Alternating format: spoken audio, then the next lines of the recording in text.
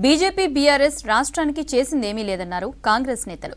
MLC ఎన్నికల్లో బీజేపీకి BRS మద్దతు ఇస్తోందని ఆరోపించారు.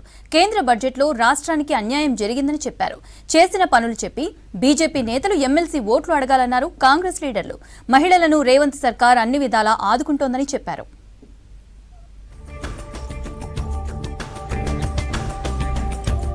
తెలంగాణలో కాంగ్రెస్ అధికారంలోకి రావడానికి సగం వరకు మహిళల పాత్ర ఉందన్నారు జాతీయ మహిళా కాంగ్రెస్ అధ్యక్షురాలు ఆల్కా లాంబా. తెలంగాణలో పూర్తి స్థాయిలో సెల్ఫ్ హెల్ప్ గ్రూప్ ద్వారా పెట్రోల్ పంపు నడుస్తోందన్నారు. రైతులకు 2 లక్షల రుణమాఫీ జరిగింది తెలంగాణలోనే అన్నారు అల్కా లాంబా. हम लोगों ने विपक्ष में रहकर कांग्रेस ने संघर्ष किया और 10 साल बाद आज तेलंगाना में कांग्रेस की सरकार है। अभी पूरे देश में ऐसा नहीं है कि महिलाएं पेट्रोल पंप चला रही हूं। ये सिर्फ तेलंगाना में ही संभव हुआ है कि अभी पूरा एक पेट्रोल पंप जो है वो सेल्फ हेल्प ग्रुप महिलाएं चला रही है और 50 लाख रुपए सालाना कमा रही हैं। కేంద్ర బడ్జెట్లో రాష్ట్రానికి అన్యాయం జరిగిందన్నారు పీసీసీ చీఫ్ మహేష్ గౌడ్.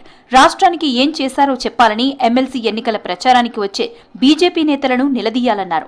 10 ఏళ్ల బీఆర్ఎస్ పాలనలో కేసీఆర్ ఇంట్లోనే ఉద్యోగాలు వచ్చాయని, నిరుద్యోగులకు ఒరిగిందేమీ లేదని విమర్శించారు. నిజామాబాద్, మంచిర్యాల, కరీంనగర్లో జరిగిన ఎమ్మెల్సీ ఎన్నికల ప్రచార సభలో సీఎం రేవంత్ రెడ్డితో కలిసి పాల్గొన్నారు మహేష్ గౌడ్.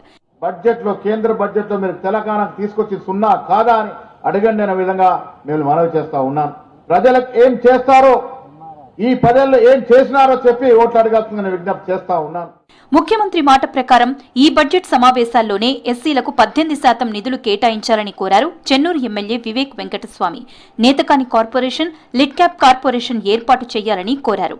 మంచిర్యాలలో సీఎం ఎన్నికల ప్రచార సభలో సీఎం రేవంత్ రెడ్డితో కలిసి పాల్గొన్నారు వివేక్. మీరు ఎస్సీ ఎస్టీ బడ్జెట్ లో ఏదైతే 17 నుంచి 18% వరకు ఈసారి బడ్జెట్ లో పెడతానని ఒప్పుకున్నారో దాని వలన చాలా మందికి ఉపయోగపడుతుంది. ఒక నేతకాని కార్పొరేషన్, లిడ్ క్యాప్ కార్పొరేషన్ ని మళ్ళా దాన్ని రివైవల్ చేస్తూ మాలా కార్పొరేషన్, ఇవన్నీ కూడా ఈ 15% వస్తుంది. ముఖ్యమంత్రి గారు ఈ నిధులు కేటాయిస్తే డెఫినెట్లీ గ్రాడ్యుయేట్స్ అందరికీ కూడా ఉపయోగపడుతుంది. రంగారెడ్డి జిల్లా కొత్తూరు మండలం పెంజర్లలో కొత్తగా నిర్మించిన అనంత పద్మనాభ స్వామి దేవాలయాన్ని ప్రారంభించారు స్పీకర్ గడ్డం ప్రసాద్. స్వామివారికి ప్రత్యేక పూజలు చేశారు. మేనిఫెస్టోలో చెప్పిన హామీలన్నీ తీర్చే శక్తిని సీఎం రేవంత్ రెడ్డికి ఇవ్వాలని అనంత పద్మనాభ స్వామిని కోరుకున్నానన్నారు సీఎం గడ్డం ప్రసాద్. దేవాలయం అభివృద్ధికి తన వంతు కృషి చేస్తానని చెప్పారు. ప్రజలకిచ్చిన మాట కానీ, ఈ 6 గ్యారెంటీలు కానీ, మేనిఫెస్టోలో ఉన్న విషయాలు కానీ ప్రజలకు అందే విధంగా ఆయనకు బలము చేకూర్చాలని చెప్పేసి ఈ స్కీమ్స్ అన్నీ ప్రతి ఇంటికి అందే విధంగా చూడాలని చెప్పేసి అనంత పద్మనాభ స్వామిని కోరడమైనది. వ్యవసాయంతో పాటు వ్యవసాయ అనుబంధ రంగాలకు ప్రత్యేక నిధులు కేటాయించాలని డిప్యూటీ సీఎం భట్టి విక్రమార్కని కోరారు రైతు కమిషన్ చైర్మన్ కోదండరెడ్డి. కూరగాయలు, పండ్లు, పూల తోటలకు ప్రాధాన్యత ఇవ్వాలని చెప్పారు.